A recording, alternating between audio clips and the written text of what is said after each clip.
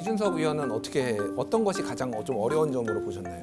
실질적으로 뭐 아까 말했듯이 그 경비 업무라는 것에 집중할 수 없는 구조도 있고요. 그리고 자잘한 민원 처리라든지 이런 것들. 또 저는 뭐 사실 누군가의 일을 맡길 수 있으면 당당히 고맙고 예. 그런데 또 그에 대해서 또 합당하게 또 보수를 줄 수 있으면 좋지만은 대부분의 아파트 관리비 구성 항목 중에서 인건비 같은 경우에 항상 절감의 대상이 됩니다. 예. 그래가지고 경비 노동자들을 줄이려고 하는 시도도 많이 있었고요.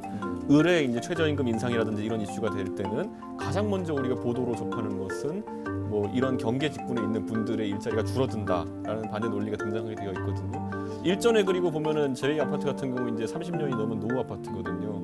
그러다 보니까 항상 이분들의 그 거주하는 공간 또 근무하는 공간에 대해 가지고 어떤 개선을 이제 해야 될 텐데 자기 집들은 전부 다 이제 30년 아파트니까 집수리에서 사는데 그 경비 아저씨들이 계시는 한 2평 남짓한 공간, 1평 남짓한 공간에 대해 가지고는 뭔가 공용 자금으로서 추가 설비를 넣고 이런 것들이 되게 인색한 경우가 있거든요. 네. 그러니까 그리고 저희 동네에 있는 다른 아파트에서는 과거에 그 에어컨 설치 문제 때문에 상당히 논란이 있었고 예. 다수의 주민들이 찬성한다. 우리는 한 달에 그분의 전기요금 얼마 더 부담할 의향이 있다라고 했음에도 불구하고 또 그에 반대하는 분들도 또 이제 의견을 개진해가지고 지지분열했던 적도 있고요. 저는 이런 것들에 대해 가지고 근무 환경을 법적으로 어느 정도 수준 이상으로 보장해주는 것도 굉장히 중요하다. 네, 저는 뭐 아까 말했지 임금도 한 가지일 테고 근무 환경, 공간 자체도 예. 최소 시설물 기준이라든지 이런 것이 마련돼야 되는 거 아닌가.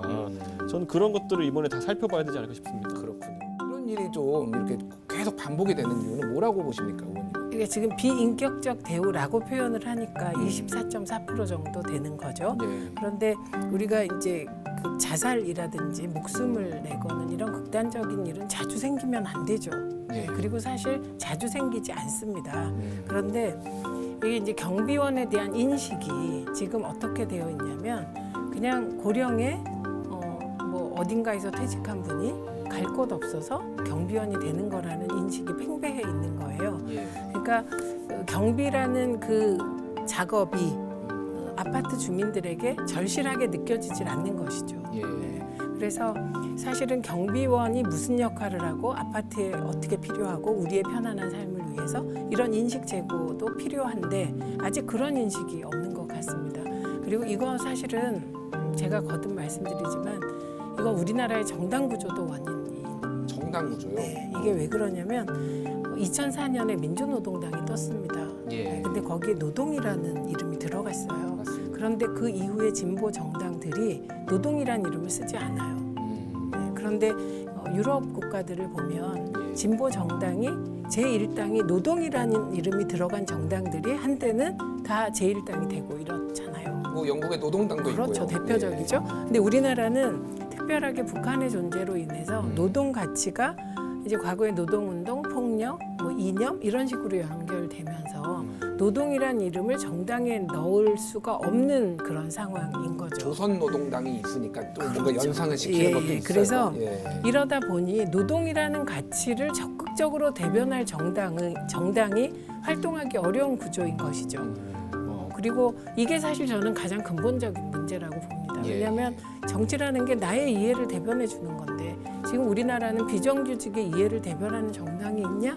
그냥 없다고 생각하거든요. 그러다 보니 이 부분이 어떻게 보면 정치적 이익을 대변하는 부분에 있어서 블랭크가 된 그런 부분. 이게 저는 모든 문제의 출발점인 것 같은데 해결하기가 굉장히 어렵다 보니 이제 이 문제는 아예 얘기를 안 하게 되는. 예. 그래서 오히려 우리가 그러니까 일상생활에서 접하는 작지만 나에겐 굉장히 큰 예. 모욕 뭐 이렇게 접근을 하게 되는 것 같아서 이 부분도 좀 안타깝습니다. 알겠습니다. 결국에는 이게 닭이 먼저는 달걀이 먼저냐의 문제가 될 수 있겠지만 예. 지금 예를 들어 이런 그 상황에 놓인 분들이 노동조합을 결성한다든지 해서 본인의 노동권을 찾는 과정 자체가 현실적으로 불가능하지 않습니까? 예. 저희 아파트만 해도 이제 입주자 대표회의가 어떤 용역업체와 어떤 관계로 어떻게 계약하는지에 따라 가지고 이분들의 고용 상태가 굉장히 변합니다. 예. 그러니까 그 노동조합이라 함은 만약 결성된다 하더라도 하더라도 그 용역회사 내에서 이제 권한을 발휘할 수 있는 것이지 아파트 단지와 계약이 해지돼 버리면은 사실상 그 노동권을 보장받기 어려운 게 현실이거든요. 예. 그러다 보니까 이런 취약한 구조 속에서 굉장히 약할 수밖에 없는 노동자의 위치, 이것을 보장해 줄 수 있는 건 법입니다. 그렇기 때문에 이 법이 예. 들어가야 되는 것이고 특히 이 아까 말했던 것처럼 최저임금이라는 것이 적용될 때마다 매번 사실 편법적인 조항들로 인해 가지고 이분들은 그걸 사각지대에 놓이게 되는 경우도 있었고 아까 말했듯이 근무 환경이라는 것도 당연히 법적으로 보장돼야 되는 것들이 있는데 예. 그게 지금 뭐 누락된 부분들이 있기 때문에 21대 국회가 시작되면은 저는 환노위에서 누군가 이 문제를 바로 선제적으로 다뤄야 된다. 저는 그렇게 생각하고 아까 언급한 두 가지 예. 적어도 그 고용 형태에 대한 부분이라든지 두 번째 같은 경우에는 근무 환경에 대한 최소한의 규정 같은 것은 시급하다 이렇게 말씀드립니다. 그렇군요.